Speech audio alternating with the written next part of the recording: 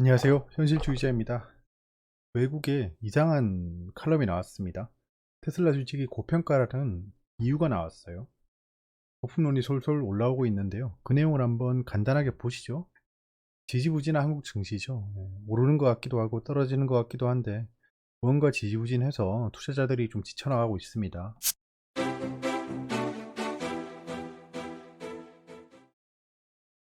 자, 외신입니다. 외신 한번 보실까요? 뉴욕에서 백신, 지금 차이나 셧다운도 있고 백신에 대한 지침이 나왔는데요. 이제 실내에 공공장소에서는 백신을 의무 접종화 시킨답니다. 백신 접종률이 올라가지 않고 있습니다. 미국에서 50에서 60%로 왔다 갔다 하고 있죠. 그들은 좀 약간 우리랑은 아직 좀 달라요. 달라요. 마스크도 그렇고 백신도 그렇고 신체에 대한 자유를 굉장히 중요시합니다. 우리도 당연히 중요시하겠지만 사회적 분위기는 그렇지 않죠. 일단 뉴욕이 약간 의무화를 추진하고 있습니다. 어떻게 반응할까요? 궁금하네요. 페드의 클라리다라고 하면 좀 발언권이 높은 사람이다. 소트 리더라고 하는데요. 인플루엔셜이라고 하죠. 가장 영향력이 있는 사람이다. 이 사람이 어떤 거에 대해 얘기하냐? Fed's bond purchase라고 하죠. 채권 매입에 대해서 줄이는 거 시작할지, 뭐 어떤 걸 할지 얘기를 할 거다라는 거고, 사람들이 거기에 기추가 주목돼 있다는 겁니다. 스탁이 혼조세다라는 거고요. 뭐 딱히 이유는 없습니다. 풀링 백이라고 하죠. 그냥 되돌림이다. 자, 크립토에 대한 얘기가 나왔는데요. 브리즈, 야 이건 나쁜, 이거 어디야? SEC네요. SEC, Securities and Exchanges Commission. SEC 의장이 얘기했답니다. 게리 젠슬러죠. 스캠, 작전 주고 어뷰즈, 뭐 사기고, 뭐 프라우드가 사기죠. 사기, 뭐 작전, 그 다음에 뭐 짜고 치는 거, 이런 얘기를 하고 있습니다. 비트코인, 즉 가상자산에 대해서 규제를 하겠다는 얘기를 하고 있는 거예요. 현재 가상자산 시장은 뭐 반응이 뜨뜻미지근합니다. 떨어질 만큼 떨어졌다는 거겠죠. 하반 경직성이 약간 보이고 있습니다. 지금 제가 그때 말씀드린 이후로 반등세가 이어지고 있는데요. 저는 뭐 횡보라고 생각합니다. 횡보, 올라갈 만한 이유는 없는 것 같아요. 횡보할 거라고 얘기해진다. 오일이 엣지 로워, 자, 날카롭게 떨어지고 있다라는 겁니다. 차이니즈 오리, 자, 중국이 지금 코로나 바이러스에 대해서 뭐 좀 확산세가 커지다 보니까 진정시키기 위해서 액션을 하고 있죠. 지금 베트남은 좀 난리라고 하더라고요. 그런 것 때문에 유가, 중국이 가장 큰 소모국이죠. 중국이 안 쓸 거다라는 우려가 있어서 70불 밑으로 떨어졌습니다. 70불 밑으로. 굉장히 큰 의미가 있죠. 자, 내신입니다. 돈 몰려온다. ETF 1조 공룡만 15개. ETF에 대한 그 투자금, 자금이 굉장히 커졌습니다. 그게 한 3년은 좀 넘은 것 같아요. 그래서 지금 뭐 빅스라든가 그 변동성 지수, 그 다음에 ETF, 뭐 QQQ, 이런 배수가 걸립니다. 이거는 뭐 도박도 아니고 레버리지를 하는 거죠. 떨어지더라도 뭐 마이너스 뭐 4x배 이렇게 해버리니까 증시에 대한 변동성이 커지고 있습니다. 그 메인 이유 중에 하나가 ETF에 대한 돈이 몰리고 있다는 건데요. 지금 테마에 대한 ETF들이 성행하고 있다라는 얘기를 하고 있습니다. 반갑다 외국인, 코스피 3280선 회복했다. 뭐 반갑지는 않습니다. 사실 뭐 삼전 SK하이닉스 3일째 상승, 삼전이 이제 뭐 8만원대 훨씬 넘었죠. 뭐 약간 당연한 움직임으로 보여진다. 하지만 이 반등이 지속될지는 지켜봐야 된다는 겁니다. 지금 현재 모멘텀의 변화는 서로 없습니다. 갑자기 뭐 삼성전자나 반도체 섹터에 새로운 바람이 분 게 아니죠. 그냥 기술적인 움직임이다. 이건 기술적인 움직임이다. 아니면 코스피에 대한 뭔가 움직임이 감지되고 있다 정도로 보여집니다. 오뚜기 농심 줄줄이 라면값 인상한다. 물가 인상은 어쩔 수 없는 겁니다. 이건 우리가 현재 여러분들이 굉장히 잘 꿰뚫어 보고 계신 거죠. 물가 인상은 피해갈 수 없다. 네. 그 원유값만 봐도 알죠. 당연히 원유가 뭐 라면에 무슨 기름이 들어가냐라고 생각할 수 있겠지만, 라면 만드는데 공장 돌리려면 기름이 쓰이죠. 기름 가격 인상은 저기에 영향을 줄 수밖에 없다라는 겁니다. 그럼 라면 값이 당연히 인상되겠죠. 식료품주가 반등할까? 반등이라기보단 원가만큼 올리면 반등할 리는 없겠죠. 근데 물가가 인상하니까, 인플레이션까지는 아니지만 주식 가격도 올라갈 수밖에 없겠죠. 그러니까 주식이 올라가는 것 같지만 인플레이션을 따라가고 있는 걸 수도 있습니다. 그러니까 주식값이 올랐지만 돈이 풀린 거에 비례해서 올라간 거다라고 생각하면 이게 상승한 게 아니잖아요. 내가 100만 원치를 가지고 있었는데 200만 원이 돼서 오라고 했는데 제 예전 그 100만 원 가지고 있던 거랑 지금 200만 원이랑 돈의 가치가 똑같다라고 하면 그게 옳은 걸까요? 저는 이 코로나 반등이 결국에는 화폐 가치는 동일하다고 봅니다. 그러니까 제가 가지고 있는 주식이 올랐더라도 예전이랑 가치는 동일하다. 왜냐하면 돈이 많이 풀렸기 때문에. 그런 차원으로 보여집니다. 자, 카카오뱅크 6일 유가증권 시장에 상장한다. 공모가는 39,000원이다. 알고 계시고요. 뭐 섣불리 따라붙지 마시고 좀 지켜보는 게 어떨까 합니다. 메타버스 관련주 찾아라. 펀드 매니저들 줍줍이라고 하는데요. 이 기사는 정말 질이 안 좋은 기사입니다. 여러분들도 한번 읽어보세요. 왜냐하면 예시로 드는 것들이 다 가상의 인물들입니다. 실제 저런 말 했는지도 모르겠어요. 저 이런 거는 좀 궁금하긴 합니다. 언론법이 좀 궁금해요. 이게 거짓말이면 좀 처벌할 수도 있어야 되는데 보시면 한 자산운용사 펀드 매니저라고 합니다. 이건 저도 얘기할 수 있겠는데요. 제가 아는 펀드 매니저께서 말씀하셨는데요. 펀드 매니저들이 죽죽하고 있지 않던데요. 라고 하면 이게 맞는 말인가요? 아니죠. 그런 내용들이 담겨져 있다. 또 다른 자산운용사 펀드 매니저에 이렇게 기사 쓸 거면 저도 쓸 수 있습니다. 기자님. 뭐 제 영상을 보진 않겠지만 좀 각성하시길 바랍니다. 이건 아니죠. 진짜 이건 아니죠. 아무튼 뭐 내용을 한번 볼까요? 메타버스 관련 기업의 국내 IPO에 적극적으로 참여하고 있다면서 최근 상장한 맥스트뿐 뿐만 아니라겠지. 맥스트뿐 앞으로 상장할 기업에 대해 관심을 기울이고 있다. 관심은 뭐 저도 기울일 수 있고요. 메타버스 기업들을 더 담고 싶어도 기업이 많지 않아 담지 못하고 있다. 줍줍하고 있다면서요. 메타버스 기업들이 더 상장하면 펀드에 메타버스 편입 비중을 더 늘릴 예정. 늘렸다가 아니고 늘릴 예정이다. 안 늘리면 그만이겠죠. 저런 얘기를 하고 있습니다. 메타버스는 분명히 좋은 테마입니다. 근데 실제 수혜주가 뭐가 될지 모르겠죠.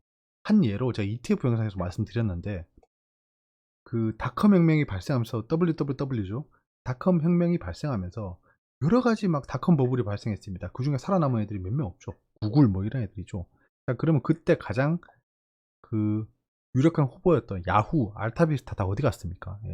그 메타버스 관련주라고 잡았는데 좋아, 메타버스 미래의 메타가 된 거예요. 진짜 메타버스가 메타가 된 거야. 근데 구글만 살아남고 다 없어졌듯이 내가 산 메타버스 주가 없어지면 어떡합니까? 그런 것들을 잘 생각해 봐야 된다. 그래서 ETF 투자는 굉장히 뭐 좋아 보인다라는 생각이 듭니다.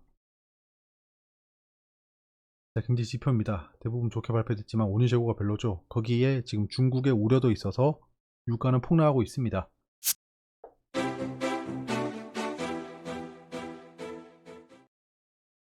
자, 세 가지 이유가 있다. 테슬라 스탁이 현재 오버밸류드라고 합니다. 아주 그냥 고평가가 돼 있다. 대박, 대박 기사죠, 진짜. 이거 완전 개미들 뒷목 잡는 그 칼럼입니다. 이런 거에 또 내가 빠질 수 없지. 내용을 한번 보실까요? 애프터 리마커블 읽지는 않을게요. 아주 그냥 발목할 만한 랠리가 작년에 있었다. 그 이후에 테슬라 스탁이 모멘텀을 잃었다라고 합니다. 작년 랠리 이후에 모멘텀을 상실했다. 이게 첫 번째 이유랍니다. 글로벌 전기차 판매량 2030년까지 전망이죠. 주요 지역별 전기차 시장 점유율 전망 2030년까지 뭐 상승하고 있죠. 뭐 다음 환자가 들어오셔야 될 것 같습니다. 두 번째 이유입니다. The stock's tepid reaction. 뜨뜨미지근하다. 2분기 실적이 아주 인상적으로 발표됐음에도 불구하고 뜨뜨미지근하다. 불 케이스가 그러니까 상승장이 약해진 거 아니냐? 라는 뭐 이유입니다. 테슬라 주가 전망 예전에 JP 모건이란 작자들이 한 거를 제가 매핑했었죠. 가져와 봤습니다. 자, 비중 축소를 제시한 이후에 600불, 이때 이후에 막 7, 800불, 900불까지 갔었죠. 계속 올랐다. 대폭락 경고를 계속 했음에도 불구하고 올랐다. 지금 현재 600불, 700불 수준이죠.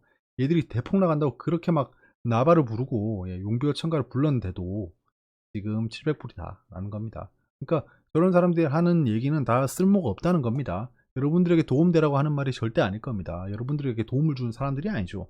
여러분들의 돈을 어떻게든지 빨아먹기 위해서 용쓰고 있는 사람들이다. 세 번째 이유입니다. 칩 쇼티지라고 합니다. 차량용 칩이 부족하다. 그 다음에 라이징 컴피티션이라고 하죠. 경쟁이 올라가고 있다. 그래서 테슬라는 언더 프레저라고 합니다. 압박 아래에 있다라는 거죠. 그러니까 압박이 있으면 그 아래에 있다는 거예요. 테슬라가. 그러니까 압박 당하고 있는 거죠. 위에서 눌리고 있는 겁니다. 경쟁이 심화될 거다라는 얘기를 하고 있습니다. 일단 뭐 경쟁에 대해서는 좀 이따 얘기하고요. 칩에 대해 얘기하고 있습니다. 그럼 칩이 부족하니까 미래에 평생 부족합니까? 그렇지 않을 거 아닙니까? 보시면 TSMC가 중국의 난징 공장 3조 원대 추가 투자한다. 차량 반도체를 공급할 거다. 바이든 한마디에 인텔이 차량용 반도체를 만들 것. 보쉬는 차량용 반도체 공장을 증설한다. 자, 여기서 여러 가지가 보여요. 자, 중국. 이 시스템 반도체의 중국이 아니죠. 시스템 반도체의 1인자 TSMC 대만이죠. 자, 차량용 반도체 시장에 그래 내가 여기 들어가야겠군. 나는 대장이니까 하고 들어가는 겁니다. 그러면 결국엔 공급이 늘어나겠죠. 거기에 바이든 한마디에 인텔이 차량용 반도체를 만든다. 인텔도 참전하는 겁니다. 거기에 세 번째, 보쉬가 차량용 반도체 공장을 증설한다. 이건 뭔가요? 내재화하겠다는 겁니다. 내재화. 아, 적혀 있네. 그러니까 스스로 자급자족하겠다. 그러니까 이 세 가지 움직임이 보이고 있는 겁니다. 한마디로 칩 쇼티지는 그냥 한순간 이벤트로 끝날 확률이 높다라는 겁니다. 거기에 경쟁을 한번 얘기해 볼까요? 경쟁은 당연히 있습니다. 세상 천지에 이런 자본주의 세상에서 자본주의의 꽃이 뭡니까? 네, 주식이죠. 주식인데 그건 차치하고 자본주의의 꽃은 경쟁입니다. 경쟁을 통해서 서로 자가 발전하는 거죠. 경쟁이 없었으면 이런 스마트폰이 나오지도 않았을 겁니다. 다들 아직도 스마트폰이 아니고 죽창 들고 그냥 사냥하고 있겠죠. 자본주의의 그 긍정적인 결과물은 기술이 발전한다는 건데 기술 발전이 우리를 행복하게 해주지는 않습니다. 이건 또 철학적인 얘기인데 아무튼 예 경쟁이 심화될 수밖에 없다라는 겁니다. 그건 당연한 거예요. 예, 뭐 전기차 시장이 아까 막 2030년까지의 추세를 보셨잖아요. 그런 경쟁이 그런 전망이 있는데 경쟁이 치열해지지 않을 수는 없다. 그러면 뭐 TSMC가 1등 했다 쳐요. 그럼 나머지 기업들은 다 빵원이 되나요? 아니죠. 전부 다 상승하고 있습니다. 인텔 올라가죠. 엔비디아 올라가죠. TSMC 올라가죠. 삼성전자 올라가죠. 한마디로 섹터가 좋으면 그 종목들이 전부 다 수혜를 받는 거지 경쟁이 심화된다고 해서 테슬라가 망하는 게 아니라는 겁니다. 그거는 좀 대도하는 얘기다. 그러니까 이 세 가지 이유는 제가 간단하게 반박하는 이론을 냈지만 진짜 개소리 중에 개소리다. 저 칼럼니스트한테 이코노미스트라고 하긴 좀 그렇습니다. 칼럼니스트 또는 일기 쓰는 사람에게 이 얘기를 해주고 싶어요. 제가 만약에 셀럽이었으면 그 스크린 앞에서 바로 이렇게 얘기했을 겁니다. 왜 이렇게 쉽게 반박할 만한 근거를 가지고 테슬라를 공격하냐? 참고로 전 테슬라를 가지고 있지 않습니다. 단기이동 평균선 기준으로 보면 이게 테슬라 지금 현재 주가죠. 2019년부터입니다. 자, 보시면 빨간색이 주가고 약간 똥색이 20선입니다. 검정색은 240일 장기이동 평균선이죠. 자, 보시면 240일 장기이동 평균선을 보세요. 상승하고 있잖아요. 상승 중입니다. 이때 거래량이 많이 터지고 그 뒤로 거래량은 없죠. 이때 충분한 매집을 했다. JP모간 아까 같은 애들이 악재 뉴스를 뿌리면서 그냥 다 사재 꼈다라는 거죠. 장기이동 평균선 기준으로 보면 상승 중입니다. 지금 장기이동 평균선에 터치도 안 하고 있어요. 네, 지금 터치 안 하고 이 페일러 스윙을 발생시키고 올라가고 있죠. 여기서 수익 상승할 수 있는 가능성도 생겼습니다. 하지만 여기서 만약에 이거 그럼 파란색으로 할까요? 자, 요 하락 추세를 깨고 올라갔습니다. 굉장히 긍정적이죠. 하지만 여기서 이렇게 된다면 이렇게 떨어질 확률도 있습니다. 왜냐하면 보시다시피 지금 하락 추세입니다. 하락 추세라서 이렇게 될 수 있다는 겁니다. 이렇게 되면 뭐 400불 악재가 좀 생기면 좋겠다 사실. 예. 400불 정도 오면 저는 그때는 테슬라를 좀 담아보려고 합니다. 너무 욕심인가? 장기 이동 평균선 기준으로 보면 될 것 같아요. 장기 이동 평균선 밑으로 내려오면 그때부터는 안 됩니다. 그때부터 베어 마켓이 시작되기 때문에 한동안 지켜봐야 된다. 하지만 지금은 장기 이동 평균선 기준으로 불마켓이 형성돼 있고 페일러 스윙이 발생했다. 이렇게 되면 잘하면 엘리엇 1파, 2파, 3파, 4파, 5파가 나올 수도 있겠네요. 인디에프 단기 트레이딩 들어갔었죠. 예, 오늘 그 팔고 나왔습니다. 여기서 그냥 지옥의 댄스를 추고 이까지 떨어질 거라고 알고 일단 샀는데 이번 상승할 때 팔았습니다.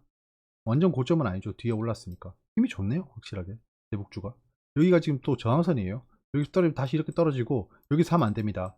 더 떨어질 겁니다. 이렇게 계단식 하락을 보일 거기 때문에 이 저항선을 뚫어내지 못하고 내일 갭상승을 못하고 떨어진다면 제가 샀던 가격 밑으로 떨어질 겁니다. 이런 계산하에 팔았습니다. 예. 아주 그냥 이게 오버나이트 정석이죠. 이거는 제가 확실히 자신 있는 구간이고 여러분들한테 설명도 확실하게 드릴 수 있습니다. 이런 건. 자, 한빛소프트를 매도했습니다.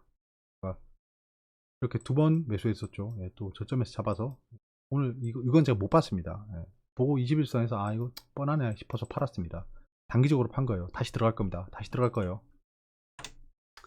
단기, 중기, 장기로 보고 있죠. 메타버스는 이제 장기로 보고 있다고 했습니다. 장기로 보고 있는 거기 때문에 다시 들어갈 겁니다. 한빛소프트가 될지 다른 종목이 될지 모르겠지만 제가 메타버스 종목을 하나 들어갈 겁니다. 제가 뭐 구글 같은 종목을 픽업할 수는 없겠죠. 예, 그럴 만한 제가 분석을 하지도 않았습니다. 메타버스는.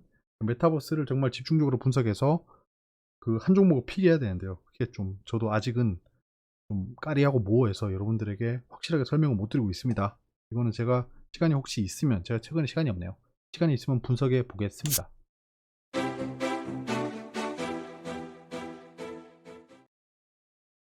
자, 현재 미증시는 다우존스가 떨어지고 있죠. 이건 뱅크 관련주가 떨어지고 있어서 그렇습니다. 뭐 나스닥은 좋죠. 지금 반도체 지수가 다시 올라가고 있습니다. 이 삼성전자가 한동안 좀 반등세를 이어갈 확률이 굉장히 높아졌습니다. 외국인 매수도 이틀 연속으로 됐기 때문에, 하루였으면 시타델 같은 단기 트레이딩인데 이틀이면 단기 트레이딩까지는 아니다. 악재가 발생하면 다시 떨어질 수 있겠지만 지금 현재는 그렇지 않다. 삼성전자는 아마 대형주 중심으로 다시 랠리가 펼쳐질 겁니다. 만약에 삼성전자를 중심으로 대형주가 계속 올라가면 이거는 재상승장이 옵니다.